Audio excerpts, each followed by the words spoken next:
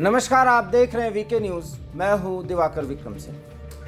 इंडी alliance के बैठक के कुछ ही देर पहले कांग्रेस अध्यक्ष मल्लिकार्जुन खड़गे ने एक घोषणा की और उस घोषणा के बड़े मायने हैं। मतलब साफ है कि कांग्रेस अब ये चाहती है कि संसद में हंगामे के बावजूद भी अगर सरकार पूरी तरह से अपने निर्णयों पर अटल है और एक के बाद एक कड़ी कार्रवाई कर रही है, तो फिर सीट शेयरिंग को लेकर के जो पेच फंसा हुआ है उसका हल ढूंढना ही होगा। आनन फानन में मल्लिकार्जुन खड़गे ने एक समिति बनाए जाने की घोषणा की, जो कांग्रेस पार्टी के अंदर की समिति होगी और इसको नाम दिया गया है राष्ट्रीय गठबंधन समिति। जी हाँ, ये अलायंस, ये समिति इंडी अलायंस के साथ जो कांग्रेस अपनी बातचीत रखेगी सीट शेयरिंग को लेकर के, इस समिति में 5 लोगों की नियुक्ति हुई है। वो ये तय करेंगे कि कहां, किस राज्य में किस तरह से सीट शेयरिंग किया जाए। ये तो अलग बात हो गई कि सीट शेयरिंग पर अब रास्ता कांग्रेस निकालना ही चाहती है, मजबूरी में ही सही। उसे कितना झुकना पड़ेगा और कहां अपनी बातों पर अडिग रहना होगा, ये भी ये समिति सुझाएगी।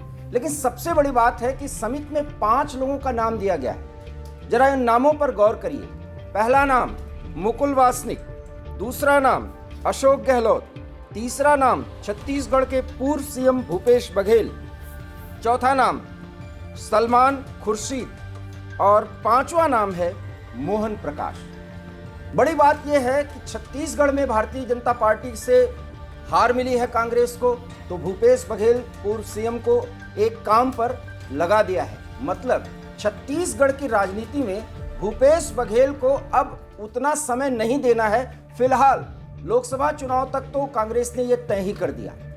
दूसरी तरफ अशोक गहलोत, जो बराबर राजस्थान के राजनीति का अपने आप को पर्याय बताते रहे और आज भी जब हम आपसे इस मुद्दे पर बात कर रहे हैं तो वो राजस्थान के राजनीति में अपनी दखल कहीं से छोड़ने को तैयार नहीं, लेकिन इस समिति में उनका नाम दे दिया गया है। कुल मिलाकर के भारतीय जनता पार्टी ने जीत के बाद जितने प्रयोग किए हैं, उस प्रयोग की नकल, जैसा कि वीके न्यूज पहले ही आपको बता चुका है कि किस तरीके से कांग्रेस के वरिष्ठ नेता राहुल गांधी कर रहे हैं और खड़गे के जरिए उन सभी बातों को लागू करवाने की कोशिश की जा रही है, उन सभी निर्णयों को पारित कराने की कोशिश की जा रही है जो निर्णय लिए जा रहे हैं।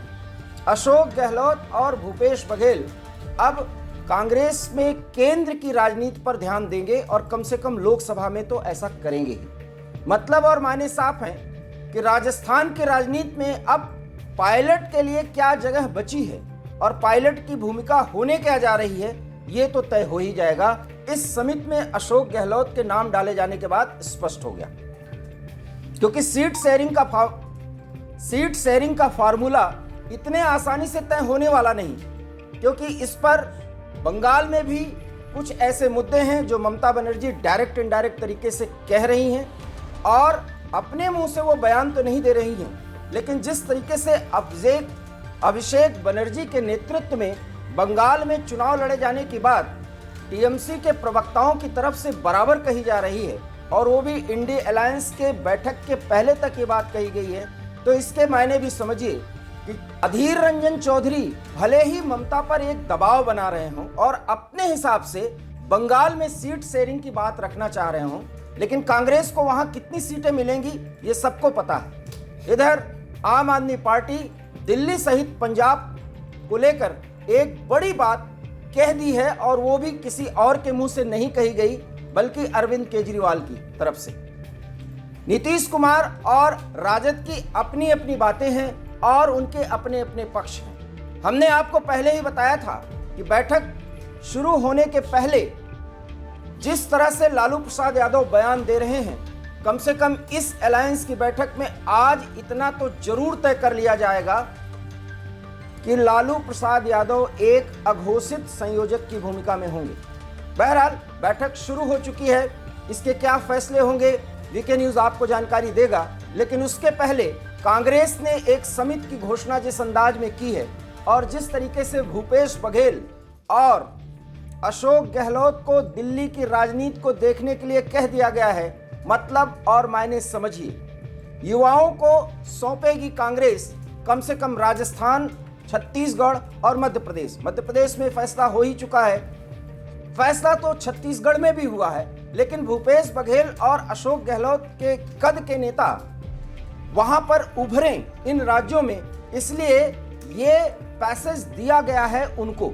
ये बड़ी बात है कि अब केंद्र की राजनीति में अगर सीट शेयरिंग पर इन नेताओं ने अपनी चलाई और कांग्रेस को वो फायदा मिला जो कांग्रेस चाह रही है और जो कांग्रेस को मिलता नहीं दिख रहा, उसमें अगर ये समिति के सभी लोग कामयाब हुए तो इन नेताओं का कद निश्चित रूप से हाई कमान की नजर में बहुत बढ़ जाएगा।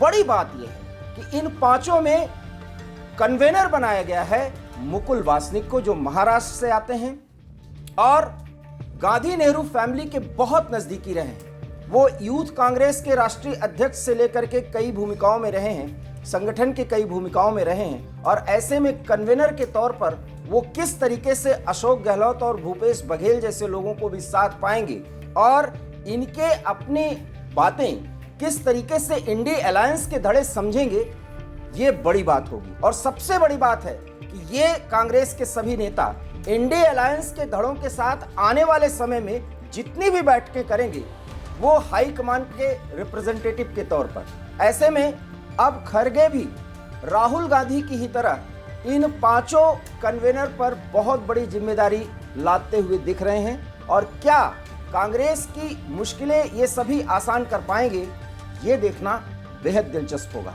बहरहाल अलायंस की बैठक के पहले कांग्रेस ने ही जो बड़ा फैसला ले लिया है उसका असर बैठक में जरूर दिखेगा। ये बात और है कि सीट शेयरिंग को लेकर जितने पेच फंसे हुए हैं उसका निराकरण एक बैठक में तो कतई नहीं निकाला जा सकता। वीके न्यूज में फिलहाल इतना ही। हम आगे की भी आपको खबर जरूर देंगे कि आखिर में इंडी अलायंस की बैठक में तय क्या हुआ। फिलहाल मुझे दीजिए इजाजत, देखते रहिए वीके न्यूज। खबरों का सिलसिला यहाँ कभी नहीं थमता। मुझे दीजिए इजाजत, नमस्कार। वीके न्यूज, राष्ट्र के नाम।